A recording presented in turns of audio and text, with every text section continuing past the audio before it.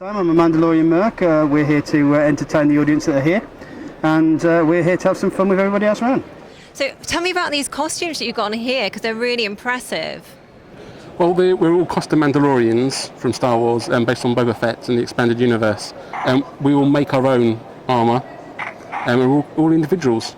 Do you work off some kind of, I don't know, a model or a plan or a pattern or something when you're building something like this, or is it just from what you see in the film?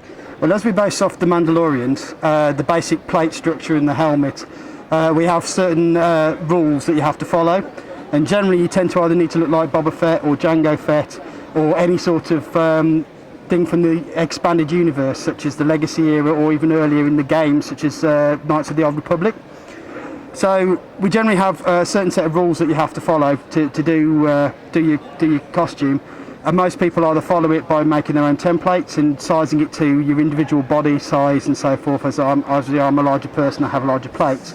But there are smaller people who have smaller helmets and smaller stuff. In the expanded universe, this Mandalorians as a culture has really, really grown. And one of the major parts of it is that each Mandalorian is an individual, and they paint their armour individually depending on what the things they've seen or what things they've done, or what rules they go through, you know, whether they have a parent's plate on their armour and so forth. So each armour actually tells a story for every individual Mandalorian Merc that actually creates their costume.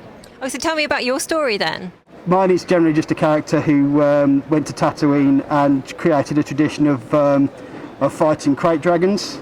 So the mark of honour is the crate dragon on the bucket. Cool. Can you just turn around for the camera so we can see the lovely dragon that you've got on the side there? It's fantastic.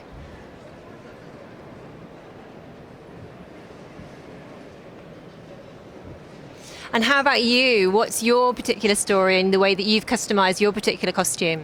Well, actually, I'm still working on my character story at the moment, and I'm trying to build it into some of my costume. Some of my costume, down here, we have the test diamond plates from previous members of my family. That's pretty much as far as I've got with my backstory at the moment, really. See, it's a work in progress, shall we say. Exactly. What is it like under those costumes? Because I can imagine it's going to get pretty hot. Hotter than a hot day on Tatooine. So have you got like your own kind of Finnish sauna thing going on inside there? I haven't, because I've actually got fans inside my helmet. You might actually hear them coming through underneath my voice, but so it generally keeps me quite aerated and keeps air flowing around there. The important thing is that you need to sweat. The problem is a lot of people try to stop sweating, and that's where you start getting into real trouble. You've just got to allow yourself to sweat, and you've got to allow the air to take the sweat away, which cools you down. But it is a bit of a steamy moment when you take your stuff off at the end of the day. Have you got fans going on inside there as well? Have you taken a leaf out of his book? Sadly not, no. I do have a small vent at the back of my helmet, which does help with this natural airflow, but yeah, not yet.